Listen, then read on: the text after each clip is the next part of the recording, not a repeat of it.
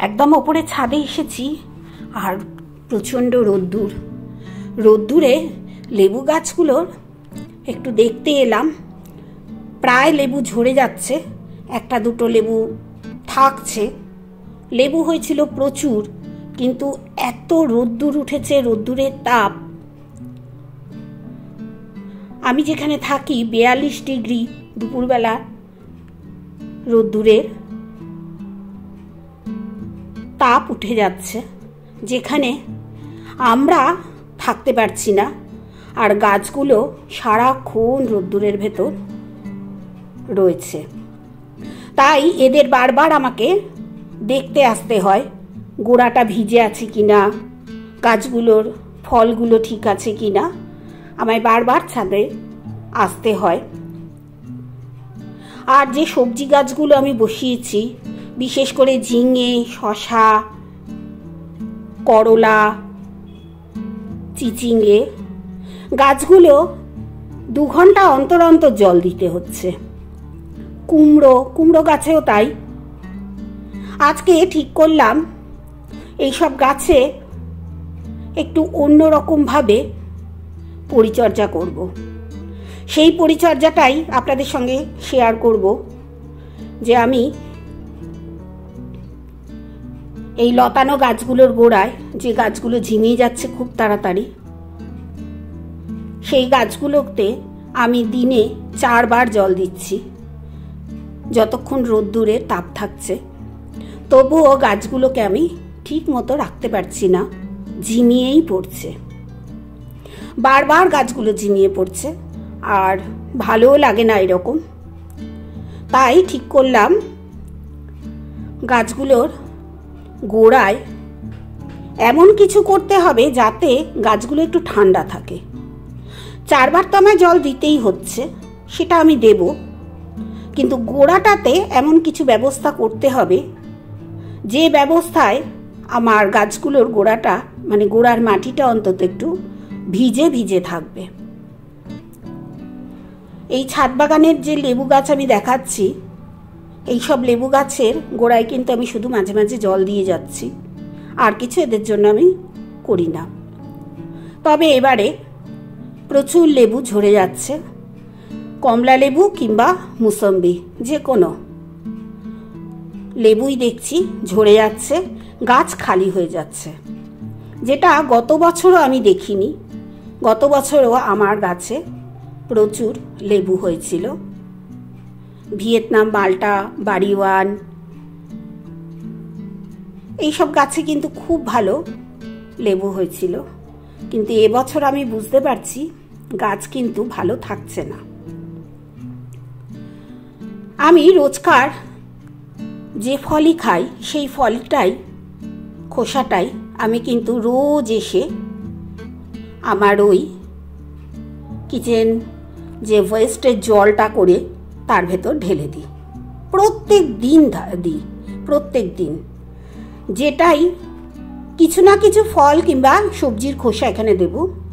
আজকে দিয়েছি তরমুজের খোসা।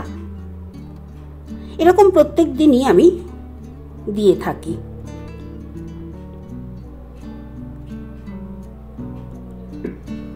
আর এই জিনিসটা দেওয়ার পর দেখুন, আমি একটু বেশ কিছুক্ষণ ধরে আমি নাড়াচাড়া করে দেব।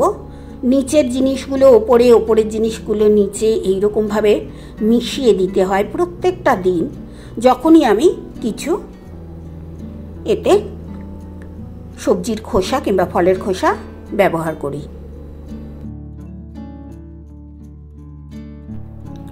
নাড়াচাড়া করে দিলে জিনিসটা ভালো মিশে যায়। এই জলটাই তো আমি মাঝে মাঝে এসে আমার গাছেদের খেতে দিই খাবার হিসেবে। এই মুহূর্তে এত গরমে এই ঠান্ডা খাবারটাই এখন খাওয়াচ্ছি, কোনো খোল জল কিচ্ছু ব্যবহার করছি না। আর ওই পাইপের মুখটা লাগানো আছে, যদি জল লাগে, যখন জল দিতে শুরু করব, মানে এখান থেকে 1 মগ জল নিলে পাইপটা চালিয়ে দিই, তাতে কি হয়, পাইপের জল আসতে থাকে, 1 মগ জল তুললে 1 মগ জল ভরে যায়। এতে জিনিসটা খুব সুন্দর পাতলাও হয়ে থাকে। ওইভাবেই এই যে সব ফল গাছ যে কোনো ফুল গাছ আমি সবেতেই এই জলটাই এখন ব্যবহার করছি, কোনো গাছ বাদ দিচ্ছি না। সবজি গাছ হোক, ফুল গাছ হোক, ফলের গাছ হোক, এইসব গাছে আমি এখন এই জলটাই ব্যবহার করছি। তবে এই জলটা কিন্তু আমি এখনো পর্যন্ত কোনো লেবু গাছে ব্যবহার করিনি। খুব রোদের তাপ, এই রোদের তাপ থেকে আমার গাছগুলোকে এবার ঠিক করলাম যে আমার পুরনো গেঞ্জি আছে আমার বাচ্চাদের, সেই গেঞ্জি দিয়ে গোড়াটাকে ভালো করে মুড়ে রেখে দিয়েছি।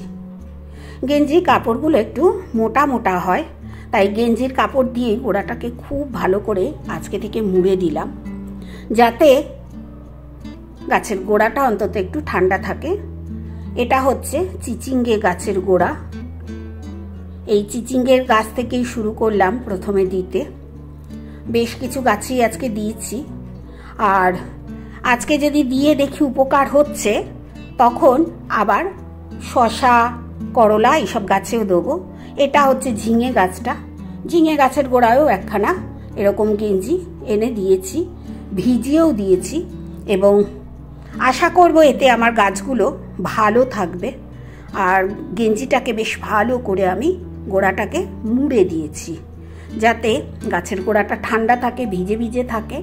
4 বার আমি জলটা কিন্তু দেব, তা সত্ত্বেও একটু ভিজিয়ে রাখলে বেশ খানিকক্ষণ ধরে গোড়াটা ঠান্ডা থাকবে। আর এইসব গাছে দিইনি, এখানে করলা গাছ, শশা গাছ দেখতে পাচ্ছেন, এইসব গাছে দিইনি। যদি দেখি ওই গেঞ্জিগুলো দিয়ে আমার উপকার হচ্ছে, তবে কিন্তু এইসব টবেও আমি ব্যবহার করব। লঙ্কা হচ্ছে, দেখুন, আপনাদের লঙ্কা নিয়ে ভিডিও দেব, এত চতুর্দিকে গান বাজছে, আমি ভিডিও ঠিকমতো করতেও পারছি না, ভয়েস দিতে পারছি না, খুব অসুবিধা হচ্ছে। তার ভেতর ঘরের জানলা দরজা দিয়ে আমি ভয়েস দিচ্ছি। আর এই যে সবেদা গাছ দেখছেন, প্রচুর সবেদা ধরেছে, ফুল আসছে, ফল আছে, কিছু ফল খাওয়া হয়ে গেছে। সবেদা গাছ আমাকে সত্যি খুবই সুন্দর ফল দেয়, আর ভালোও লাগে এইরকম গাছে যদি ফল হয়। এটা একটা ল্যাংচা সবেদার গাছ, এটায় বেশ ফুল এসেছিল, কিন্তু একটাও ফল দাঁড়ায়নি দেখছি। এটা আমি আর প্রত্যেক দিন আমি এরকমভাবে দেখি। এটা দেখুন কুমড়ো গাছটা, কুমড়ো গাছের গোড়াটা তুলে দেখাচ্ছি। দেখুন কুমড়ো গাছের যে ডালপালাগুলো রয়েছে না, এই যে আমি এখানে একখানা এরকম গেঞ্জি কাপড় দিয়ে পুরো ঢেকে দিয়েছি, এতে দেখছি পাতাগুলো বেশ ভালো আছে, মূর্ঝে যায়নি, ঝিমিয়ে পড়েনি এখনো পর্যন্ত। যাই না কতক্ষণ আমি এইরকমভাবে আমার গাছেদের যত্ন করতে পারবো। আমাদের যেরকম গরম লাগছে ওদেরও কিন্তু সেম গরম লাগছে, ওদেরও কষ্ট হচ্ছে, আমরা যেরকম কষ্ট পাচ্ছি। তবুও আমি কষ্ট হলেও দিনে অন্তত 4 বার আমরা ছাদে এসে এসে রোদ্দুরের ভেতর জল দিই। একদম যখন সূর্য থাকে মাথার ওপর, তখনও কিন্তু এসে আমি জল দিই। আর এতে দেখছি গাছগুলো বেশ উপকারও হয়েছে। এই যে দেখুন এই লঙ্কা গাছটা একটু আধটু পাতা কুঁকড়ে গেছে, আমার কাজ হচ্ছে বেছে বেছে কুঁকড়ানো পাতাগুলো ছিঁড়ে ছিঁড়ে ফেলে দেওয়া।